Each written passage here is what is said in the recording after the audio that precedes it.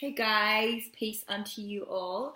So today I want to talk a little bit about healing, a little bit about my journey, how I became a healer, and what healing's done for me and what it can do for you. So probably about 7 or 8 years ago, I went to visit a psychic, and she said to me, "Have you started your healing work yet?" And so I'm going to ask you that question: Have you started your healing work yet? Now, at the time, I had no idea what healing work was, and she recommended I start to experiment with the healing arts. And that's exactly what I did. My first experience with a healer was in South America in Chile. And I was probably about 24, 25. Had done nothing on myself, no yoga, no meditation.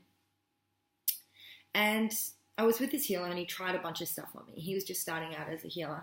And we did acupuncture, we did tarot cards, we did shamanic drumming, we did hypnosis. And not a lot happened. I didn't really feel that much different. It was only that night when I went to sleep on the couch, I was actually couch surfing with him, that things started to happen. So all I remember is just being awake on the couch, something in between sleep and awake, kind of a trance type realm I was in. And all of a sudden my heart center or heart chakra, which I was not aware of what that term was back then, it just vroom, opened up. And this like swirling vortex of energy was just spinning. And I wasn't scared, I was just sitting with it and going, "Oh, this is interesting." Then all of a sudden I hear three words. And I'm not going to tell you what they are because I do tell this story in my class, and I'll save that for when you do come in. But basically what I heard brought to the forefront something that I had been denying and something I hadn't been acknowledging, and something that had been sabotaging my life since I was young and still continue to up until very recently.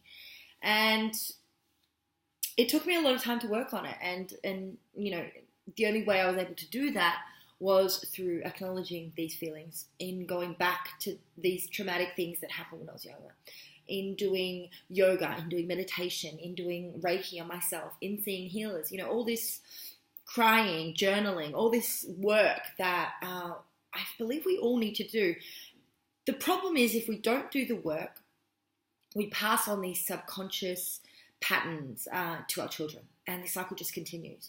I'm not sure about you guys out there, but usually abuse, it's cyclical. It continues generation after generation after generation. One grandmother was abused, then the mother, and then the daughter, and it just keeps going forward.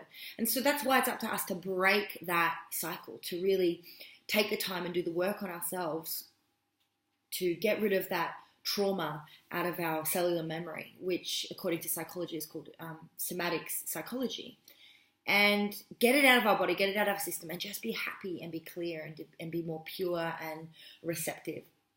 So one way that you can do the work on yourself without having to pay the money that can often be a lot to work with healers, healers generally charge anywhere from $100 to $300 an hour.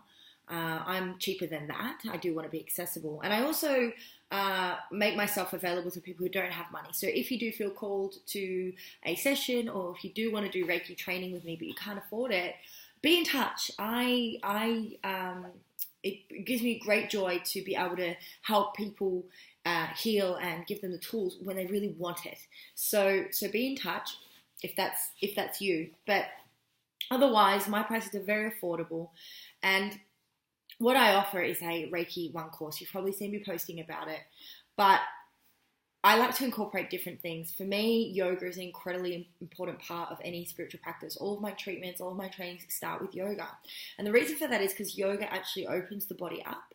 It opens all the meridians up and it gets the energy flowing more freely, more unencumbered. And the purpose of yoga, outside of all the health benefits it has, is to allow us to go deeper in our meditations. So our day of training will start with yoga. We'll do chakra cleanse meditation. We will do lots of Reiki meditations. We'll do lots of theory. We'll, practice the art of giving Reiki, of receiving, and then you'll be attuned. And the attunement's probably the most exciting part. This is when you are open to the energy. Most people have quite a profound experience that involves, at the very least, a lot of visuals. It actually, what it does is it unblocks any of the energy within you that's preventing you from channeling this life force, this chi energy, which I'll talk a little bit about in a second. And it allows you to use this beautiful gift, Reiki, on yourself and others. So what is Reiki? Rei means spiritual, Ki means energy. To the Chinese, it's known as Qi. To the Indians, it's known as Prana. And it's this life force energy that runs through everything. And when somebody has a healthy, flowing Qi or Ki or Prana, they're filled with vitality. They're thriving. They're magnetic, alive, energetic. And when somebody's Qi is blocked, or stagnant or depleted, they get sick, or they might be depressed or anxious, or just feeling stuck.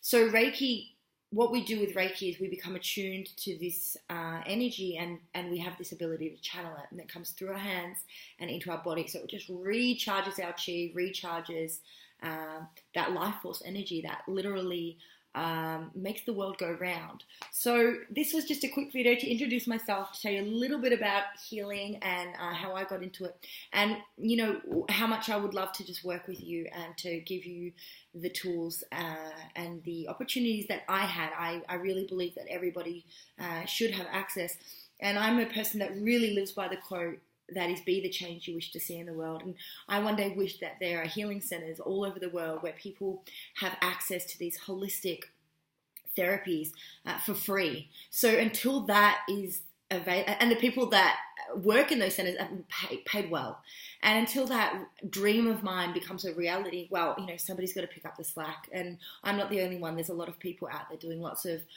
wonderful work to bring this dream to fruition. So thank you for listening, and peace unto you all until we meet. Goodbye.